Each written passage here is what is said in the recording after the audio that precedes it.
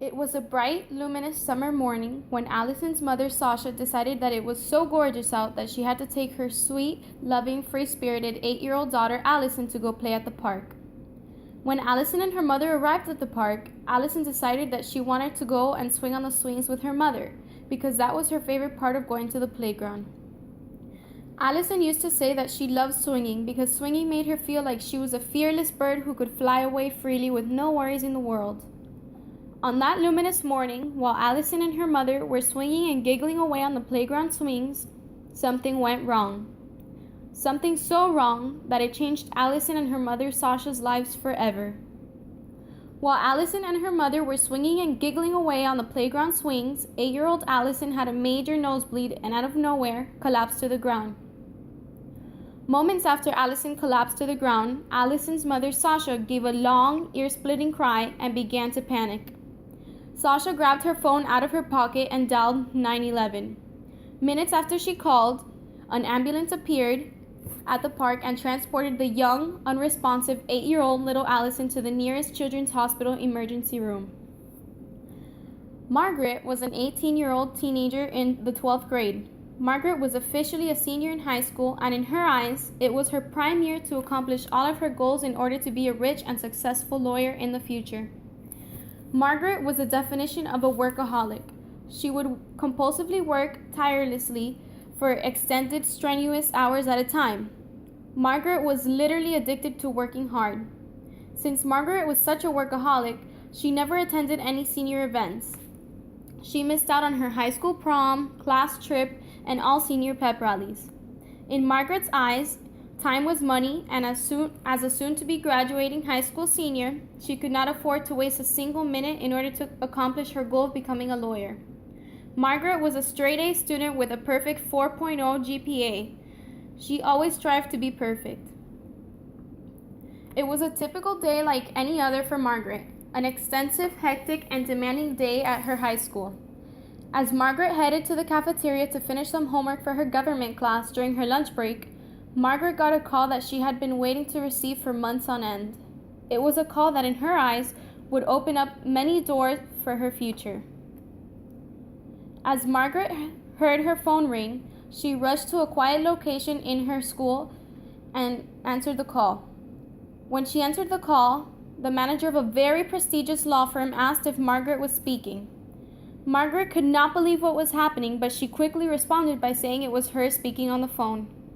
Once the manager of the law firm assured that Margaret was the person who was talking on the phone, the manager told Margaret that there was a spot available for her to work as an intern in her law firm. When Allison arrived at the children's hospital, the doctors rushed her to an isolated room to see what they could have done in order to have saved her life. As the nurses placed heart monitors and IVs on Allison, she woke up and began to cry because she was in a state of confusion. Allison did not know where she was, nor did she know what was happening around her. Suddenly, as the nurses and doctors noticed that Allison woke up and was responsive, they rushed in and performed a series of tests and screenings to diagnose what was wrong with her. After hours upon end of running tests and screening on Allison, the doctors said that they had found a diagnosis for her problem and that they needed to speak with her mother outside in private. As Allison's mother, Sasha, stepped outside to speak with the doctor who had discovered a diagnosis for Allison, the doctor asked Sasha to sit down because he had some bad news for her. At that very moment, Sasha began to cry and asked the doctor to just spill the beans. The doctor said that Allison had been diagnosed with acute myeloid leukemia. He explained that it was the most fatal type of leukemia and that Allison had only a few years left to live before she passed away. The very moment Margaret found out there was a position available as an intern at a prestigious law firm, which was the law firm of her dreams, she started screaming and jumping up and down, full of excitement. When the manager of the law firm heard her screaming, she stopped Margaret instantly and said that she had not given her the position as an intern yet. She had only told her there was a position available. The manager told Margaret that she had to show up for an interview that very afternoon at 3 o'clock to see if they would hire her. As Margaret arrived at the prestigious law firm at 3 o'clock, She told the secretary at the front counter that she had to speak to the manager and explained that she had an interview with the manager. Suddenly, a lanky and serious-looking woman walked over and said that she was a manager. The manager had Margaret follow her to a room that was secluded and told her to step inside the room. As Margaret stepped inside the room, questions were flying here and there. Margaret had experienced the most challenging interview of her entire life.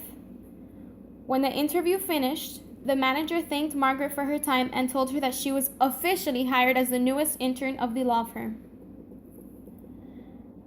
When Allison's mother found out that Allison was diagnosed with acute myeloid leukemia, her heart sank to the ground, and she was completely devastated. Sasha called all of Allison's family to break the terrible news and to have them as moral support while she was going to explain to Allison that she had a fatal disease. Sasha did not know how she was going to explain to her daughter that she had a fatal disease and that she was bound to die.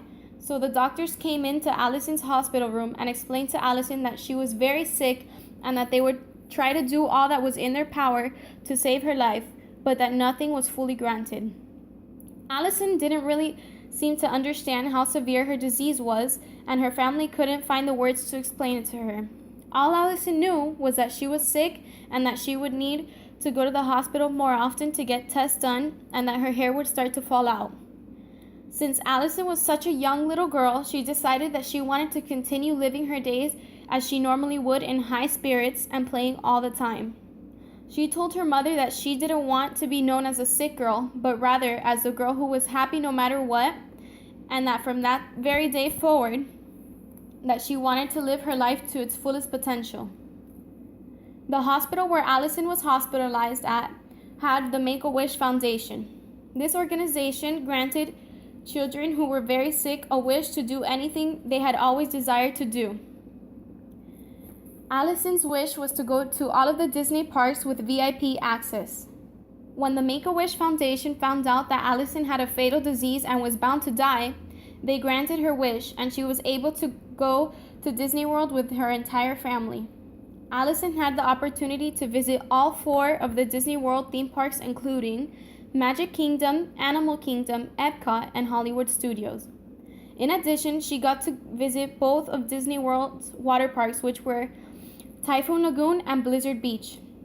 The Make-A-Wish Foundation gave her fast passes for all of the park rides, VIP, character autographs, and meal cards to get all the meals she sought after. Allison was extremely happy that no one could tell she was dying from acute myeloid leukemia.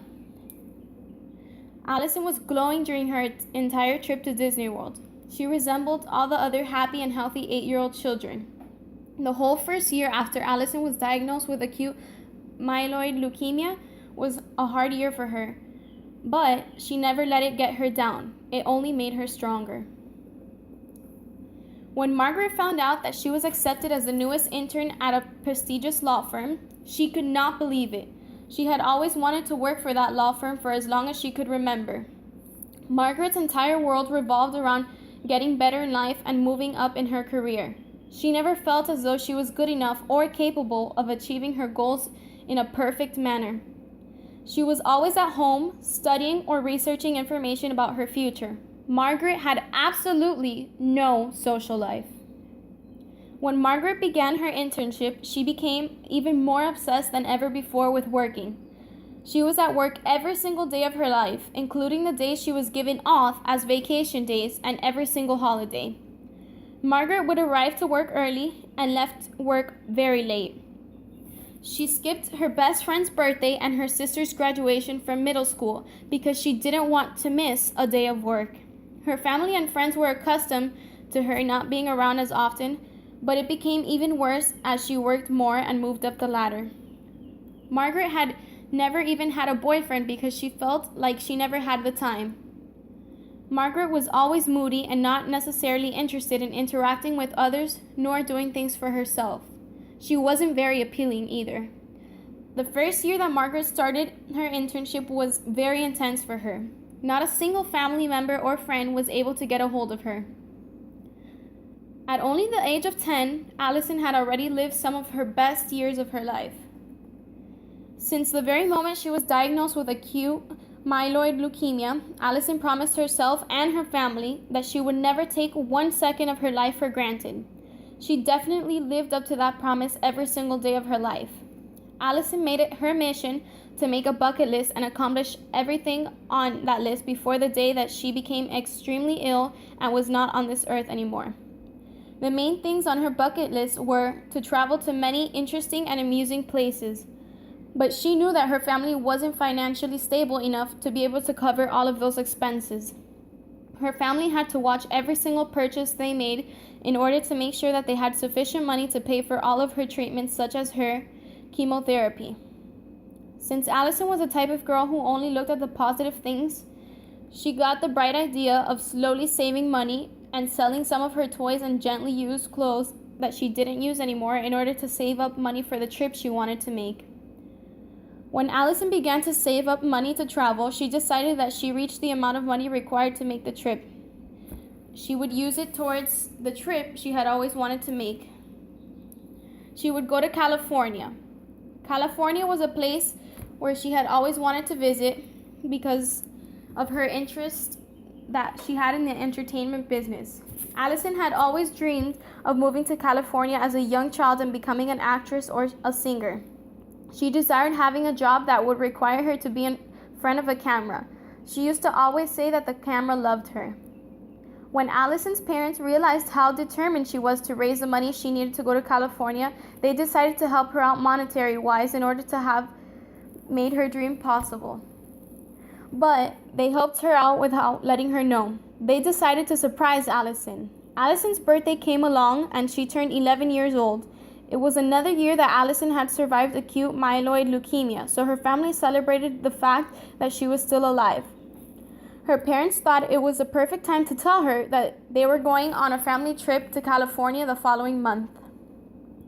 When the day of Allison's trip to California finally came along, Allison was full of excitement. From the very moment she got on the plane to travel to California to the moment it was time to get in the car and drive back home, Allison's family could see in her eyes that she was extremely happy.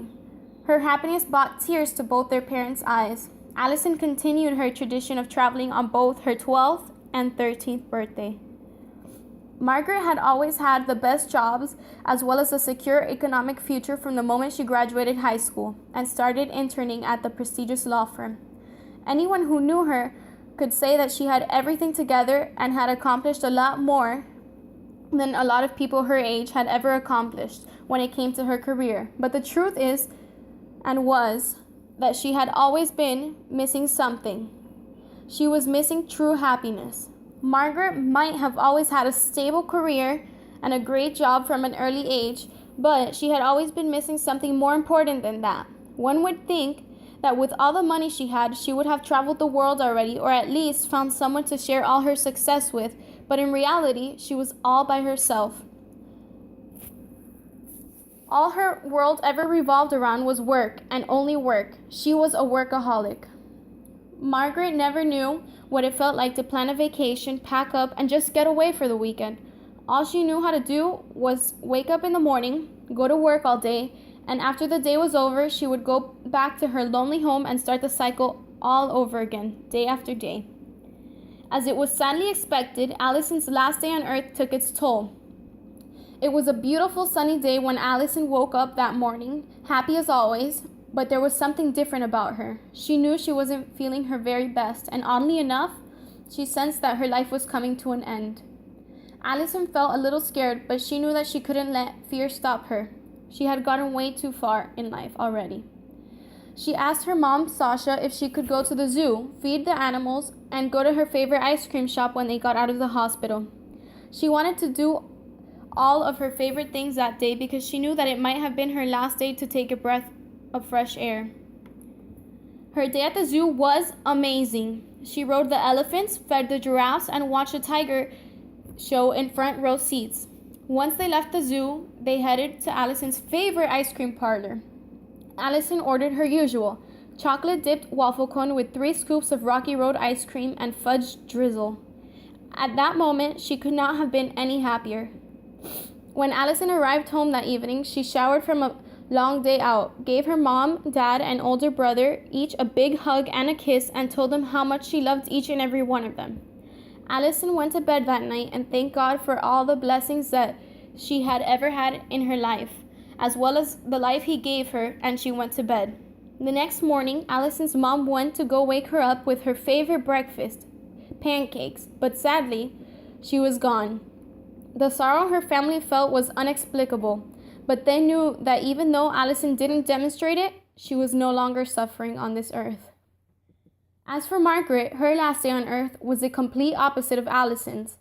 By that time, Margaret had already retired because the prestigious law firm told her that at the age of 85, she was way too old to be working. So as usual, she was home all alone. Margaret was not feeling very well that day, so she decided to call her sister, who she hadn't heard from in the past year. And she decided to call her over to keep her company. When Margaret's sister arrived at her house, Margaret was having a panic attack. She kept saying that she knew she was dying, but that she was too scared to die because she had unfinished business. She cried to her sister and told her that she didn't feel accomplished with her life because she had always spent her days working. She told her sister that she didn't get the chance to get married and have children, which was one of her dreams as a child. She never got to experience life as an adventure, and it was too late to go back now. Margaret's sister tried calming her down, but nothing was helping, and it wasn't long before Margaret had a massive heart attack. Margaret's sister called an ambulance, but it was too late. Margaret was gone.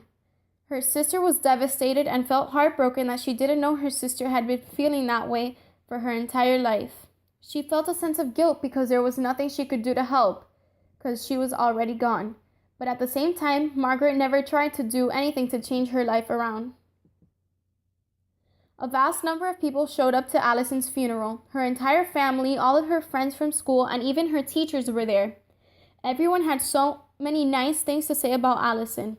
She might have died young, but she definitely lived her life to the fullest and never had a frown on her face. Allison's death was a tragedy, but everyone knew that they had to keep their heads up high just for Allison because she wouldn't have wanted anything less than that. Allison was the happiest girl that anyone could have ever met. Although she knew her life was ending quickly and she died at the young age of 13, Allison never allowed the fact that she had acute myeloid leukemia stop her from giving and living her life to the fullest potential. On the other hand, Margaret's funeral was not as positive as Allison's funeral. The only people who showed up to her funeral were her sister and her assistant from the prestigious law firm that she worked at her entire life. There wasn't much to say about Margaret at her funeral. All that was said was that she was a hard-working go-getter who only focused on work. Unfortunately, Margaret died as a lonely workaholic. All in all, even though Margaret died at the old age of 85 years old, she compared to Allison, who sadly died at the young age of 13 years old, Allison had a better quality of life. She lived her life every day to its fullest potential, while Margaret spent her days working and not enjoying life. The way both girls lived their lives goes to show that it is not the years in one's life that count, but the life in one's years what really count.